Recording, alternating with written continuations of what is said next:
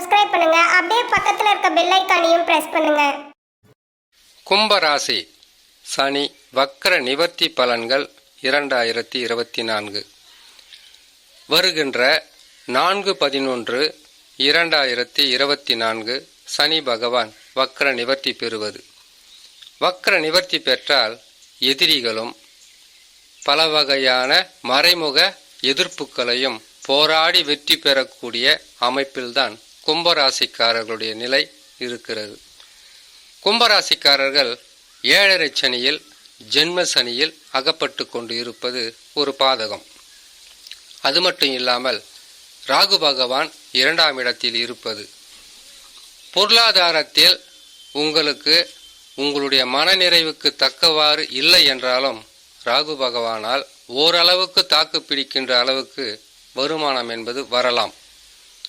கேது பகவான் 8லே இருப்பது அஷ்டம சனியை போல் என்னதான் செய்கிறது, எப்படிதான் செய்கிறது, எதை செய்து நாம் வெற்றி பெறுவது என்கின்ற குழப்பத்தில் கும்பராசி. குரு பகவான் 4ஆம் இடத்தில் இருந்து சுகஸ்தானத்தை பாதிக்கின்ற அமைப்பில் இருப்பது ஒரு பாதகம். 4 ராஜகிரகங்களும் பாதகமான நிலையில் அமர்ந்திருப்பதினால் சனி வக்ர நிவர்த்தி என்பது சற்று அதிகமான கடினமான கஷ்டங்களாகத்தான் இருக்கும்.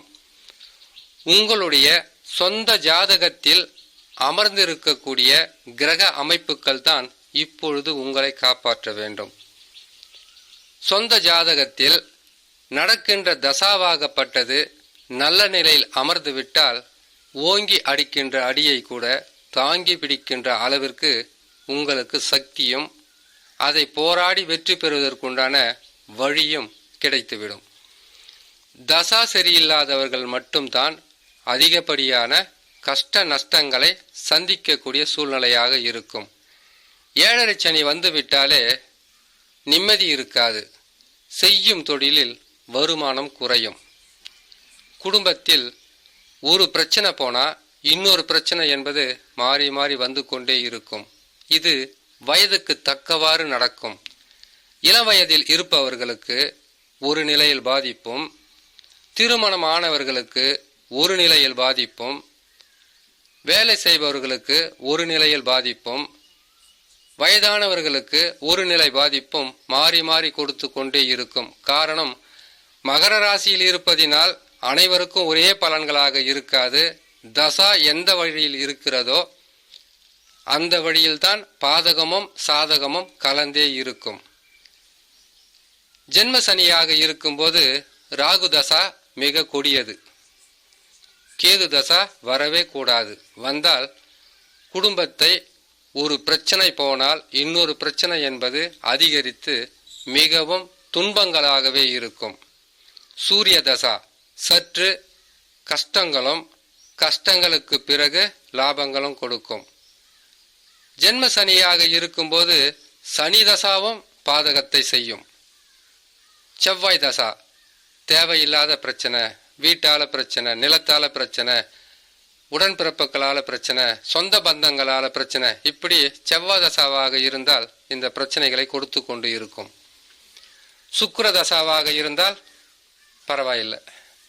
சுபகிரகங்களுடைய தசாவாக இருப்பவர்கள் ஓரளவுக்கு பிரச்சனையிலிருந்து மீண்டு வருவதற்குண்டான வழியை அவ்வப்போது கொடுத்து கொண்டே இருக்கும்.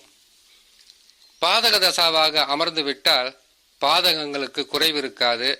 தொடர் கஷ்டங்களாக, தோல்விகளாக, நிம்மதியற்ற மனிதர்களாக, கணவன் மனைவிக்குள் ஒற்றுமை இல்லாத தன்மையாக, கடினமாக உழைத்தும் அந்த உழைப்புக்கு ஏற்ற ஊதியம் இல்லாத தன்மையாக இருக்கும். சனி பகவான் வக்ரம் பெற்றாலும் சரி, நற்பலன்கள் என்பது குறைந்தே காணப்படும். கும்பராசிக்காரர்களுக்கு வக்ர நிவர்த்தி பெற்றால் வேகமாக அவர் செல்லக்கூடிய நிலையில் அமர்ந்து விடுவார். அப்பொழுது 7.5 சனியில் ஜென்ம சனியின் பாதிப்புகள் என்பது அவர் வக்ர நிவர்த்தி பெற்றவுடன் 6 மாதங்கள் கடுமையான பாதிப்புகளாக இருக்கும்.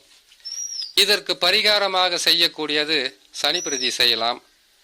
முக்கியமாக சனி பகவான் என்பவர் ஏழை எளிய மக்கள், ஆதரவற்ற மக்கள் அல்லது ஊனமுற்ற மக்கள் இவர்களை ஆதரிப்பதால், அவர்களுக்கு உதவி செய்வதால் சனி பகவான் கடுமை காட்ட மாட்டார், உதவிகளை செய்வார். எல்லாம் தெரிஞ்ச விஷயம்தான்.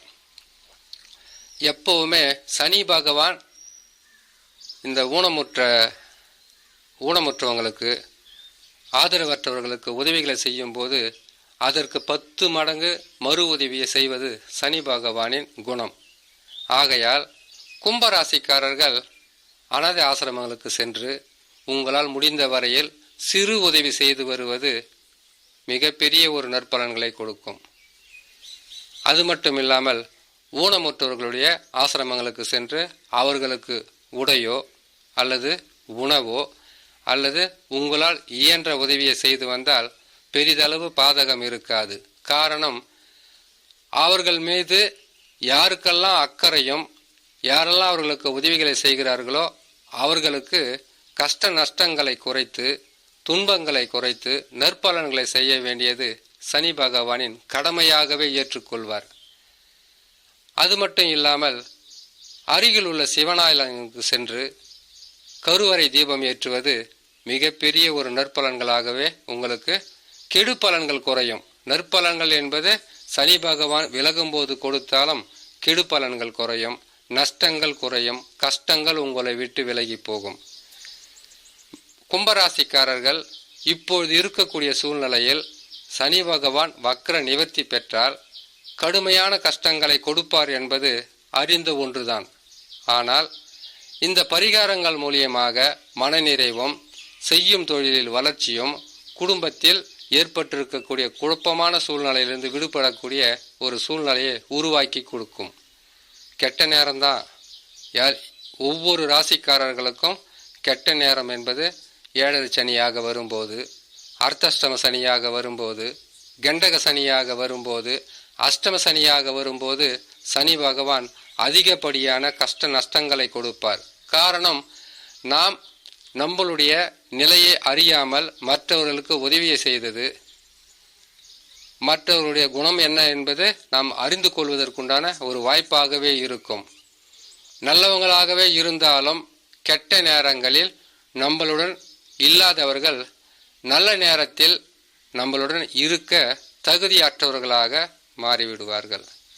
ஆகையால் சனி பகவான் வக்ர நிவர்த்தி பெறும்போது பரிகாரங்கள் செய்து உங்களுடைய பிரச்சனைகளிலிருந்து மீண்டு வரலாம் என்று சொல்லி இன்னொரு நல்ல பதிவில் உங்களை நான் சந்திக்கிறேன். நன்றி, வணக்கம். மேலும் தகவலுக்கு எங்கள் சேனலை மறக்காம சப்ஸ்கிரைப் பண்ணுங்க. நன்றி.